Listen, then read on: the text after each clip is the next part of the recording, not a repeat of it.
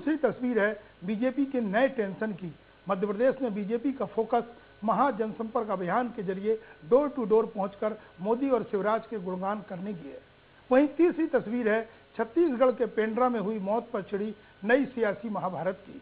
पहले सरगुजा में भूख से एक मासूम की मौत, फिर 2 दिन पहले पेंड्रा में भूख से बुजुर्ग की मौत ने छत्तीसगढ़ की सियासी गलियारों में एक नई बहस छेड़ दी है।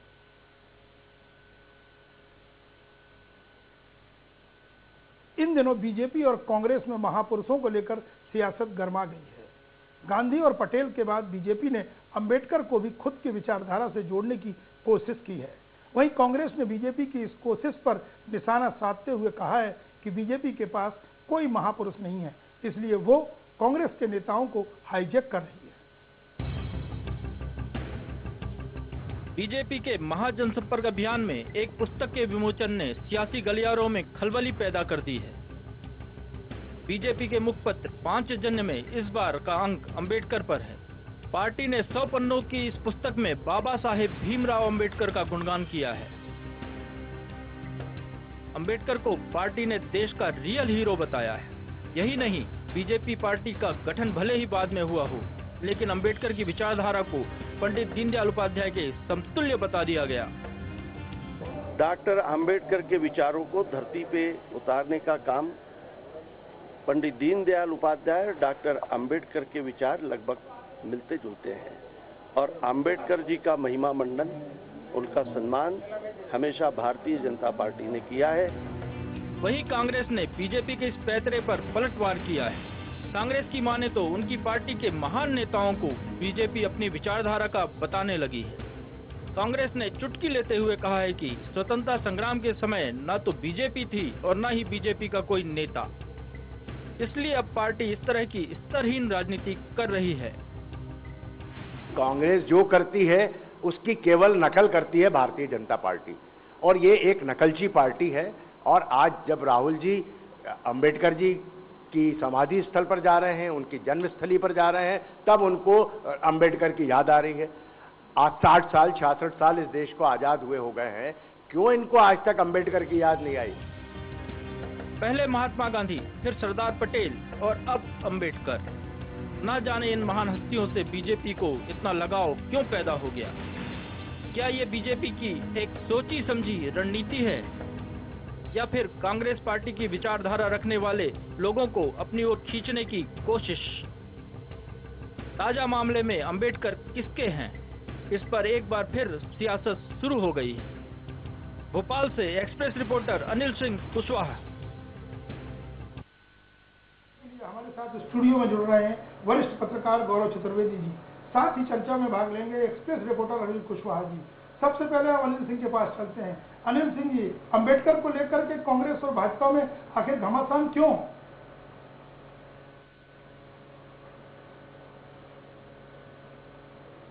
अनिल जी, आपको हमारी आवाज सुनाई दे रही है? अनिल जी से हमारा संपर्क टूट गया। गौरव जी, आप क्या देखते हैं कि पहले सरदार पटेल, फिर महात्मा गांधी और अब अंबेडकर, भाजपा आखिर भाजपा की इसके पीछे रणनीति क्या है और सोच क्या है? महापुरुष किसी पार्टी विशेष के व्यक्ति नहीं है।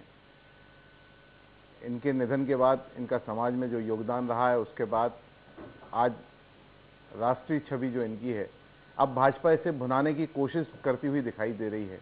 ये बात उतनी सही है जितना अभी कांग्रेसी साथियों ने कहा कि पहले गांधी को, फिर सरदार वल्लभ भाई पटेल को और फिर अंबेडकर जी को भाजपा छीनने का प्रयास कर रही। वोट बैंक बढ़ाना की कवायद तो है ही, लेकिन वोट बैंक बढ़ाने के साथ साथ अपना हक जताना, और वो भी गलत तरीके से, ये सोचने वाली बात।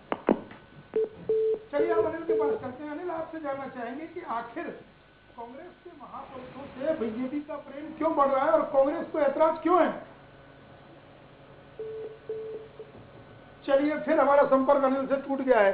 गौरव जी, इस चर्चा को आगे बढ़ाएंगे। हम जानना चाहेंगे कि आखिर बीजेपी की रणनीति क्या है। महापुरुष किसी का नहीं है, ये समझ में आता है, लेकिन बीजेपी की रणनीति क्या है आखिर?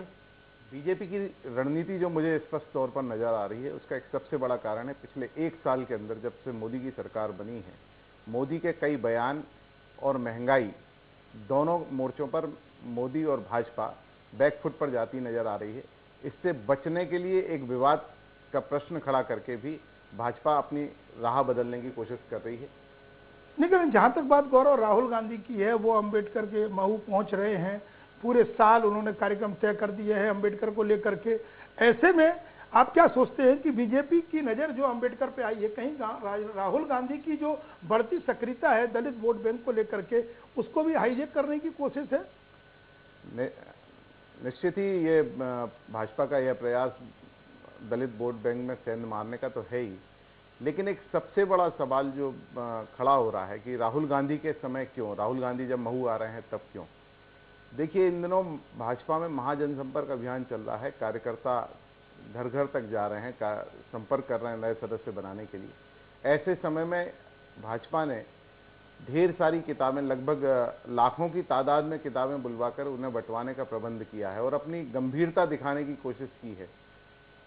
नहीं, लेकिन जब नरेंद्र मोदी हमेशा कहते हैं कि नरेंद्र मोदी के जो चुनाव जीता लोकसभा में, तो मैसेज बीजेपी ने यह दिया कि जाति और धर्म की राजनीति से देश को बाहर निकाला है।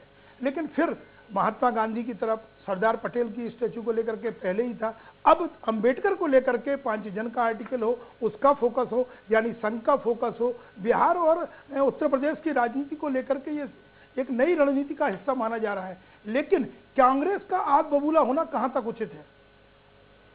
कांग्रेस का आग बबूला होना गलत है। जैसे मैंने आपसे पहले कहा था कि राष्ट्रीय नेता बन चुके हैं ये लोग, गांधी, अंबेडकर और सरदार वल्लभ भाई पटेल। लेकिन कांग्रेस को भी डर है कि बची हुई जमीन ना खिसक जाए, इसलिए कांग्रेस इस समय अपना स्वाभाविक आक्रोश जता रही है। इस दलित वोट बैंक पर तो पहले ही मायावती सेंध लगा चुकी हैं, बीजेपी ने भी कहीं ना कहीं अपने आप को उससे जोड़ा है। लेकिन अब राहुल गांधी जो कमबैक करने की बात हो रही है और देश को एक संदेश देने के लिए महू आ रहे हैं, जैसा कि कार्यक्रम उनका फाइनल हो चुका है, ऐसे में 5 जन में अंबेडकर पर फोकस, संघ की बैठकों में दलित एजेंडा और बीजेपी की बैठकों में भी जातिगत राजनीति की एक रणनीति, ये कहीं ना कहीं लगता है कि बीजेपी फिर जातिगत राजनीति की ओर महत्व बढ़ रही है और दे रही है। भाजपा को भी पता है कि अगला चुनाव उन्हें उतनी सीटें नहीं दिला पाएगा जितनी सीटें इस बार आई हैं। बचे खुचे जनाधार को कहीं ना कहीं से समेटकर अपना एक बैलेंस बनाना पड़ेगा, उस बैलेंस को बनाने की कवायद है। चलिए, हो सकता है कि गौरव बाबू आप जो कह रहे हैं कि निश्चित तौर पर राहुल गांधी की नजर यदि दलित वोटों पर है तो बीजेपी भी चौकन्नी हो गई है। खैर, बीजेपी हमेशा खुद को जातिगत राजनीति से दूर बताकर सवाल खड़े करती रही है और मोदी ने लोकसभा चुनाव में जाति और धर्म के दायरे को तोड़कर बीजेपी की केंद्र में सरकार बनाकर भी दिखाई है। लेकिन हकीकत कुछ और भी है। कुछ दिन पहले ही मोदी ने मशहूर कवि रामधारी दिनकर को याद कर, बिहार चुनाव को याद कर एक नया दांव खेला था, जिनका प्रेम सरदार पटेल और महात्मा गांधी से छिपा नहीं है। ऐसे में अंबेडकर को आत्मसात कर रही बीजेपी को खुद जवाब देना होगा कि वो आखिर क्या चाहती है, और ऐसे में कांग्रेस द्वारा खड़े किए जा रहे सवाल एक नई बहस छोड़ सकते हैं। वक्त हो चला है एक छोटे से ब्रेक का, और ब्रेक के बाद जब लौटेंगे तो सुनाएंगे क्यों सताने लगी है बीजेपी को रेटिंग की चिंता।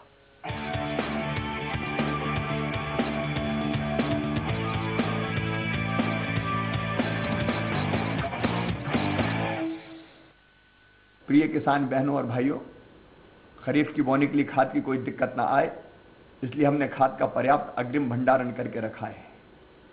अपनी निकटतम सोसाइटी से अपनी जरूरत का खाद उठाइए, निश्चिंत हो जाइए और याद रखिए, ब्याज भी आप नहीं भरेंगे, प्रदेश की सरकार भरेगी। धन्यवाद।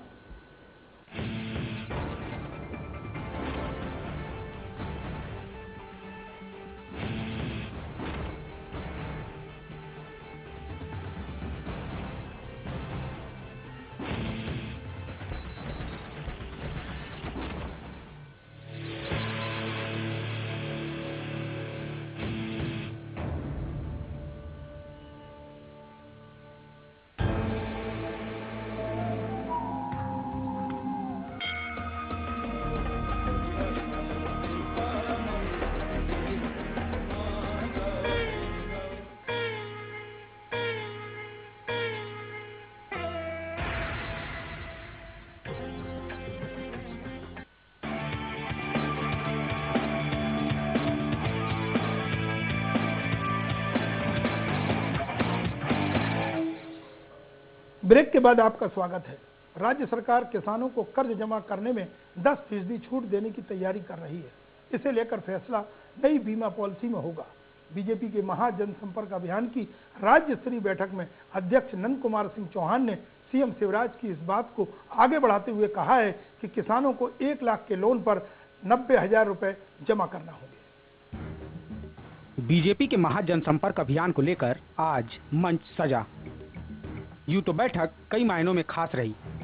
पहले सीएम शिवराज ने मोदी सरकार के कामकाज का बखान करते हुए कहा कि देश में सकारात्मकता का माहौल बन रहा है, दुनिया में भारत की अलग पहचान बन रही है। लेकिन इन सबसे इतर सीएम शिवराज ने किसानों के मुद्दों को भी उठाया। सीएम ने किसानों को मशवरा देते हुए कहा कि किसान 12 रुपए का बीड़ी बंडल छोड़ किसान बीमा कराने के बारे में सोचें। और 1 साल में जितने इनोवेशन हुए, जितनी नई शुरुआत हुई है, नए आइडियाज आए, उनको जमीन पर उतारने का काम हुआ है,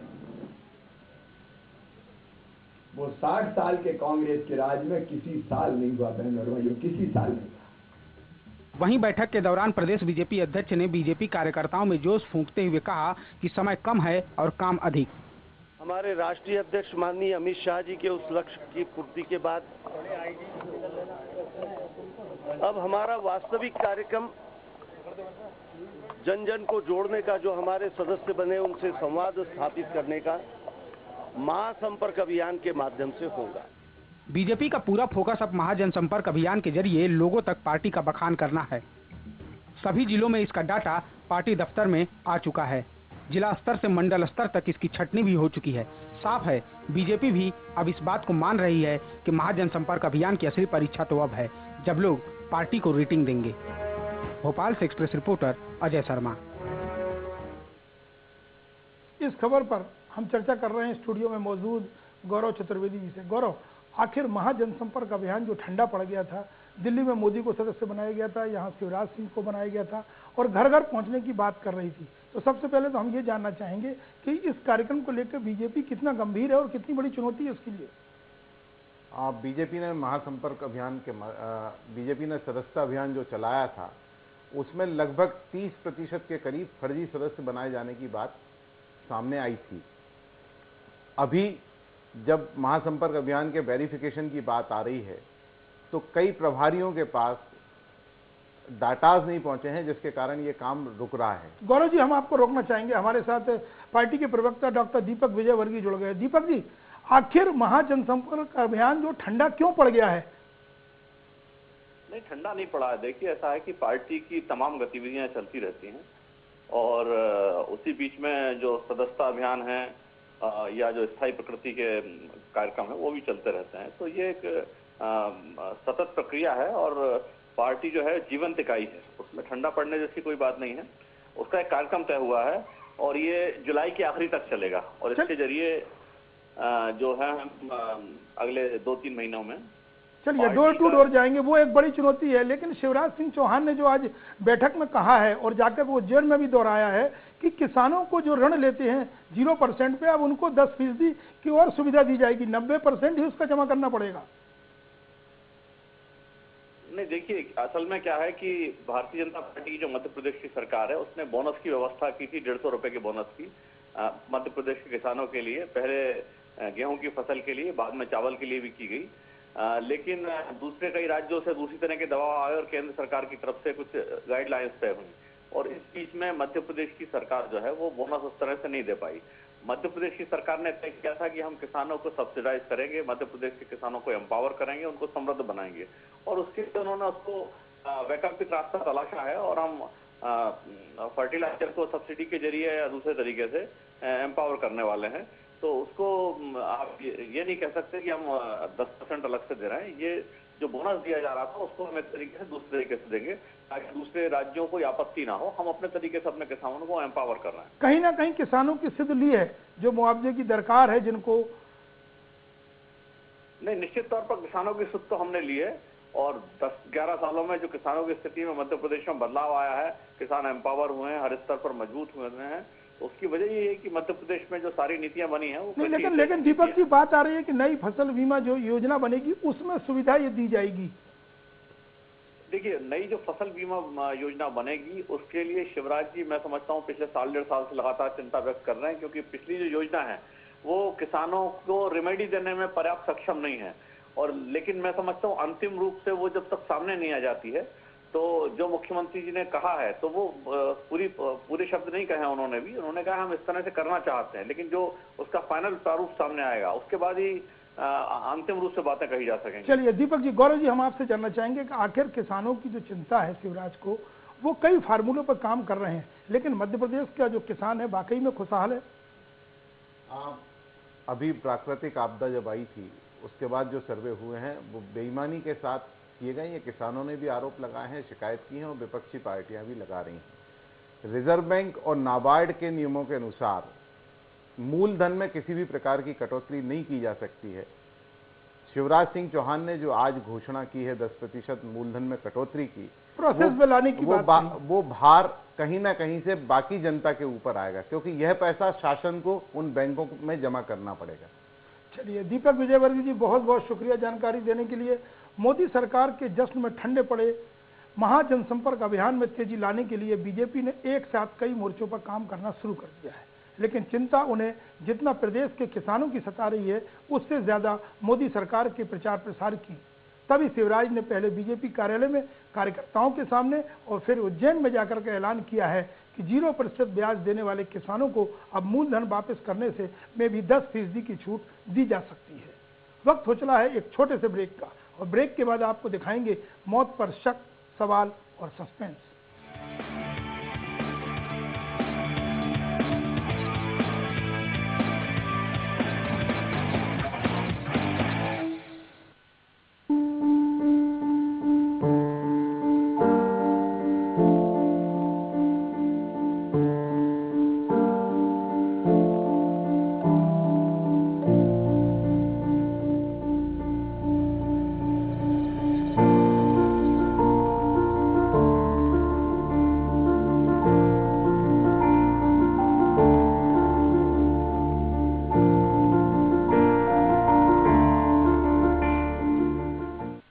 बहनों और भाइयों नमस्कार। हमारे बच्चे स्वस्थ रहें और प्राण घातक बीमारियों से बचें, इसलिए विशेष टीकाकरण अभियान इंद्रधनुष प्रारंभ किया है। प्रत्येक माह की 7 तारीख से लेकर 14 तारीख तक 4 माह तक मध्य प्रदेश सरकार टीकाकरण का विशेष अभियान चला रही है। 2 वर्ष तक के बच्चों को और गर्भवती माताओं को ये टीका जरूर लगवाएं। आपके गांव, गली, मोहल्ले, टोले, मजरे, फालिया में कोई भी बच्चा ऐसा ना हो कि जिसको टीका ना लगे। आइए इस अभियान में सक्रिय रूप से भाग लें ताकि हम बच्चों की जिंदगी बचा सकें और वो स्वस्थ और प्रसन्न रह सकें। धन्यवाद।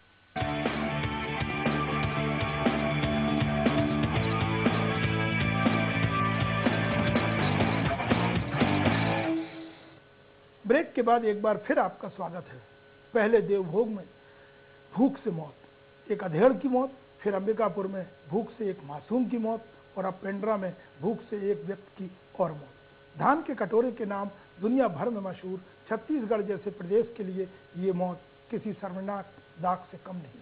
लेकिन विडंबना देखिए कि संवेदन शून्य होते हुए सरकारी मुलाजिम को न तो ऐसे शर्मनाक वाक्यों से कोई सरोकार है और न गरीबों को निवाला देने में कोई दिलचस्पी, और सरकार है कि अभी भी भूख से मौत की बात को स्वीकार नहीं कर रही है। वो तो बस इंतजार कर रही है एक रिपोर्ट का। सरगुजा में भूख से हुई मौत पर छिड़ा घमासान अभी थमा भी नहीं है कि पेंड्रा में हुई भूख से मौत ने सियासी महाभारत छेड़ दी है। मौत को लेकर सियासी गलियारों में शक, सवाल और सस्पेंस गहरा गया है। शक इस बात का कि वाकई में क्या मौत भूख से हुई है, सवाल इस बात का कि धान का कटोरा कहे जाने वाले प्रदेश में क्या निवाले के बगैर मासूम की मौत हो सकती है, और सस्पेंस ये कि कहीं जांच की आड़ में सरकार अपने गुनाहों को छिपा तो नहीं रही। पेंड्रा और अंबिकापुर में भूख से मौत को लेकर चल रहे कांग्रेस के प्रदर्शन पर जब सरकार से सवाल पूछा गया तो बात रिपोर्ट पर आकर खत्म हो गई। उसकी रिपोर्ट बुलाई गई है और उसके पिता की हालत ठीक नहीं थी और जंगल में बच्चा भटक गया। निश्चित रूप से ये संवेदनशील मामला है और इसमें क्योंकि उसके घर में, उसके परिवार में, उसके पास भी चावल उपलब्ध था, मगर ये एक ऐसी घटना है जिसको वहाँ के जिलाधीश ने जांच भी कराया है। मुख्यमंत्री ने साफ कहा कि सीतापुर के खालापाड़ा में जिस बच्चे की मौत हुई है उसके पिता की मानसिक स्थिति ठीक नहीं थी। कांग्रेस ने इसी बयान को लेकर मुख्यमंत्री को आड़े हाथों लिया है। कांग्रेस महामंत्री शैलेश नितिन त्रिवेदी ने सवाल उठाया है कि जिस पिता की नजर के सामने उनके बच्चे भूख से बिलबिला रहे हों, जिस परिवार ने 9 महीने से राशन का एक दाना भी न देखा हो, जो परिवार 2 साल से बालकों से जमीन के मुआवजे के लिए दफ्तरों के चक्कर काट रहा हो, उस परिवार की मुखिया की हालत और कैसी हो। बच्चे के पिता की मानसिक स्थिति को लेकर, बच्चे के परिवार में राशन होने की बात को लेकर जो विवाद इस सरकार के द्वारा पैदा किए जा रहे हैं, वो मामले की दिशा मोड़ने की कोशिश है। इतना बड़ा सुराज अभियान चलाने के बाद अगर भूख से लगातार मौतें इस राज्य में हो रही हैं, तो इस सरकार को, सरकार के मुखिया को उसको नैतिक जिम्मेदारी स्वीकार करनी चाहिए। ये जरूरी नहीं कि हर मुद्दे पर सियासत हो, ये भी जरूरी नहीं कि हर मुद्दे पर सरकार को कोसा जाए, लेकिन जब व्यवस्था मानवीय पहलू को तार-तार करने लगे और शिखर पर बैठे जिम्मेदारों की संवेदनाएं शून्य हो जाए, तो लगता है कि सियासत और उस पर मजबूरी की चादर बेहद जरूरी हो गई है। पिंडरा से विप्लव गुप्ता, अंबिकापुर से इमरान रजा के साथ रायपुर से एक्सप्रेस रिपोर्टर सत्येंद्र कुमार सिंह। इस मुद्दे पर हमारे साथ चर्चा में जुड़ गए रायपुर से एक्सप्रेस रिपोर्टर सत्येंद्र सिंह। सत्येंद्र जी, 1 नहीं 2 नहीं 3, वो भी भूख से मौत, सरकार लापरवाही बरत रही है या फिर लीपापोती में जुट गई है? देखिए, हमें लगता है दोनों तरफ से बातें सामने आ रही है। लापरवाही तो हो ही रही है, लेकिन लापरवाही पर एक समझदारी भरा कदम उठाने के बजाय उन तमाम मुद्दों को जिस तरह से सरकारी फाइलों में दफन करने की कोशिश की जा रही है, वो बेहद शर्मनाक है।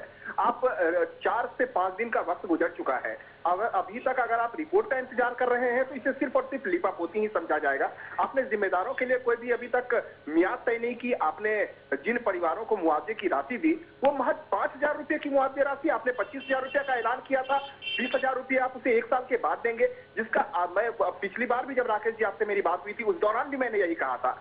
जिस परिवार का आज खराब हो, वो कल किस हालात में होगा, इस बात की चिंता सरकार को कम से कम सोचनी चाहिए कि उसका आज बेहतर किया जाए, कल उसका खुद ब खुद बेहतर हो जाएगा। लेकिन इन तमाम चीजों के बीच में सरकार का जिस तरह से बयान आ रहा है, तो जैसा कि हम अपनी रिपोर्ट में भी बता रहे हैं कि मुख्यमंत्री रमन सिंह की तरफ से यह कहा गया कि उस परिवार के मुखिया की मानसिक हालत ठीक नहीं है। तो मानसिक हालत के लिए जिम्मेदार कौन है? उस परिवार का 9 महीने से, उस परिवार ने 9 महीने से राशन का एक दाना नहीं देखा।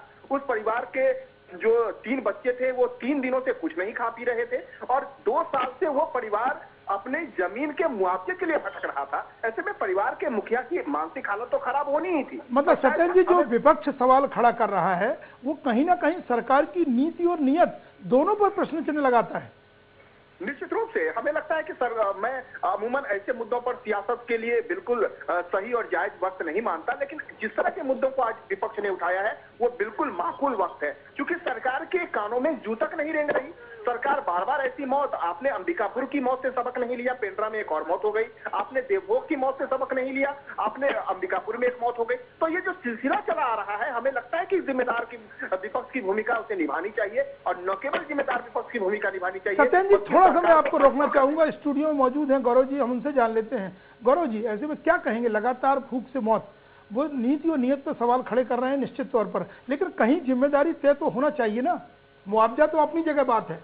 राकेश जी, ये मौत एक ऐसे प्रदेश में हुई है जहां जिस प्रदेश को खाद्यान्न विपणन योजना को लेकर के राष्ट्रीय पुरस्कार मिला है, धान का कटोरा कहा जाता है, धान का कटोरा भी कहा जाता है, और ये उस प्रदेश का दुर्भाग्य है।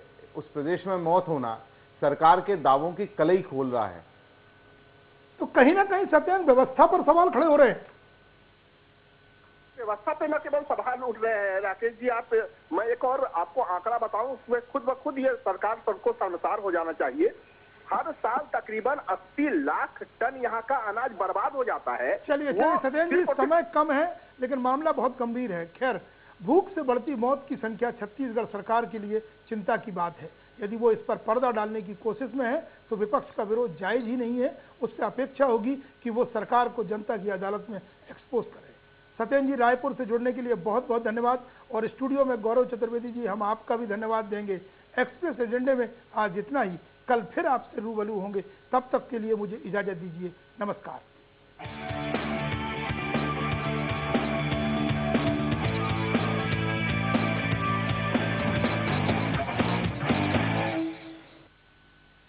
किसान बहनों और भाइयों, खरीफ की बोने के लिए खाद की कोई दिक्कत ना आए, इसलिए हमने खाद का पर्याप्त अग्रिम भंडारण करके रखा है। अपनी निकटतम सोसाइटी से अपनी जरूरत का खाद उठाइए, निश्चिंत हो जाइए और याद रखिए, ब्याज भी आप नहीं भरेंगे, प्रदेश की सरकार भरेगी। धन्यवाद। हम हैं सच के साथ, हम करते हैं बातें साफ, हर खबर पक्की खबर सिर्फ न्यूज एक्सप्रेस पर।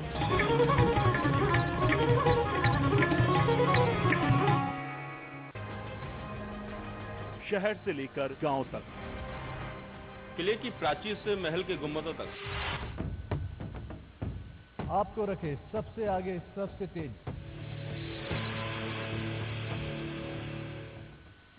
जुर्म दबे पांव आता है पर निशान छोड़ जाता है। जुर्म करने वाला कितना ही शातिर क्यों न हो, कानून उसे ढूंढ निकालता है और भेज देता है उसके असली ठिकाने। हवालात सोमवार से शुक्रवार रोज रात 9:30 बजे। यार आपको पता है, दिन दहाड़े लड़की को अगवा कर लिया। मालूम है। अरे बाबूजी पता है आपको, 20 लोग मर गए बस पलटने से। पता है। फिर 2 मंत्री घूस लेकर पकड़ा गया। पता है भाई। आपको हर न्यूज पता है? कहाँ देखा? आपने नहीं देखा? News express.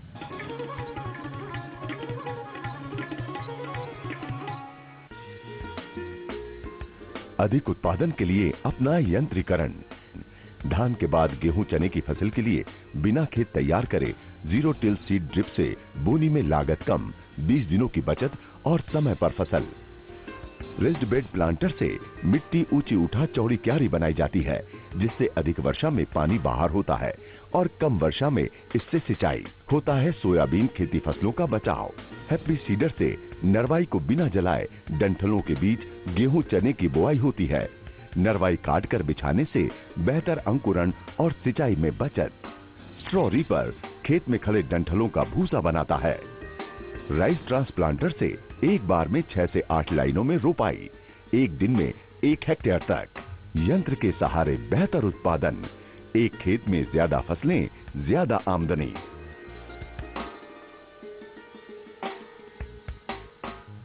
कृषि में यंत्रीकरण की तकनीक, बेहतर फसल और खेती फायदेमंद। चमक रहा खुशियों का चंदा, खेती बन रही लाभ का धंधा।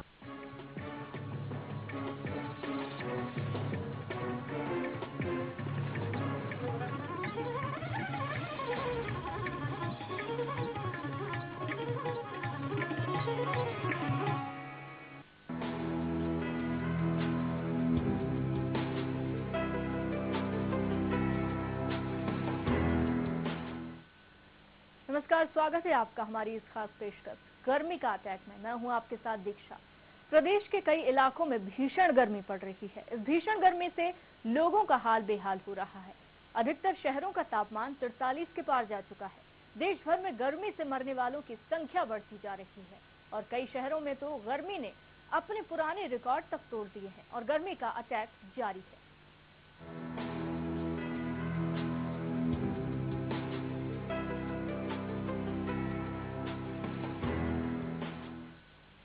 भोपाल में गर्मी के तीखे तेवर जारी हैं। आसमान से सूरज आग बरसा रहा है।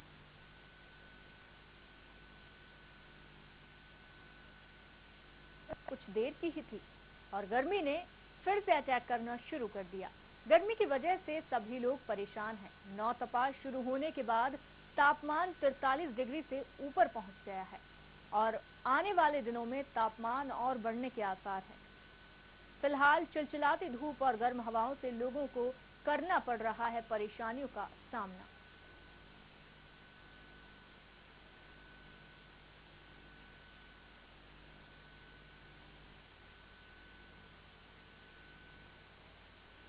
वहीं मौसम वैज्ञानिक के अनुसार गर्मी से तप रहे लोगों को राहत मिल सकती है कि 12 जून तक मध्य प्रदेश में मानसून अपनी आमद दे देगा और 20 जून तक झमाझम बारिश होने की संभावना है। हालांकि इससे पहले राहत की गुंजाइश नहीं है।